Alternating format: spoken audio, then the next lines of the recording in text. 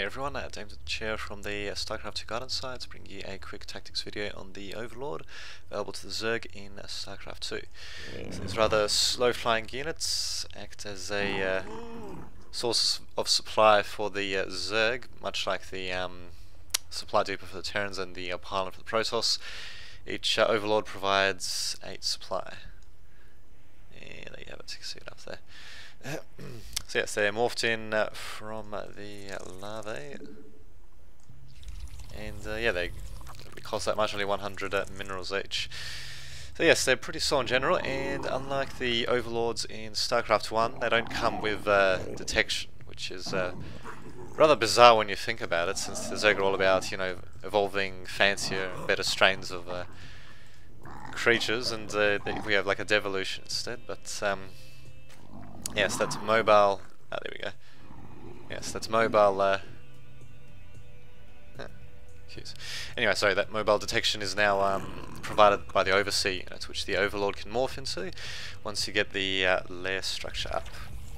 And yes, the lair structure is also required for other upgrades to be available at any hatchery, lair, or hive. And yeah, these two upgrades for the Overlord are the Minotaur's Carapace, which increases the movement speed, so rather important, so they don't move ridiculously slow.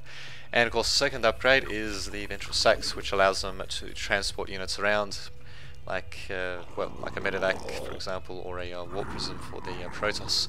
Yes, keep in mind they also gain the ability to generate creep once the lair is created as well. So yes, the Overlord certainly gain some pretty significant upgrades once you get the lair, to say the least. And yes, you can use this generate creep ability, for example, to help hide the attack path that you're taking from your opponent by, say for example, generating creep in a hidden location near your base, and yeah, then placing a tech structure there so that you know, opponents are scouting around, they don't see it. So that's most effective against the Terran, who tend to use scans to see what you're doing. And yeah, creep can also be used for creating so-called creep highways, where yeah, basically you do use a whole line of Overlords creating a creep highway from your producing bases to you know, wherever you want to attack, which is usually the enemy base. And yeah, just getting your units to stream in faster that way.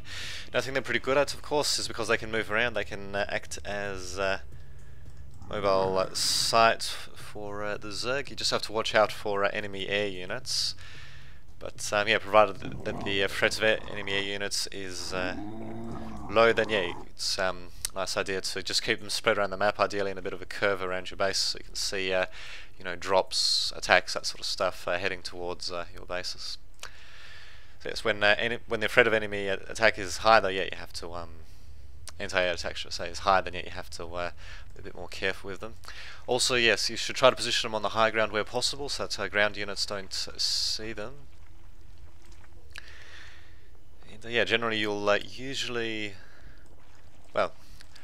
you'll be using Overlords in this capacity, especially against Zerg opponents, as quite a bit of the time you won't be dealing with units that can attack air units, so just keep that in mind. But yes, if the Zerg player does decide to bring out a few Hydralisks or Mutalisks, then yeah, you'd have to be a bit more careful with your Overlords, of course.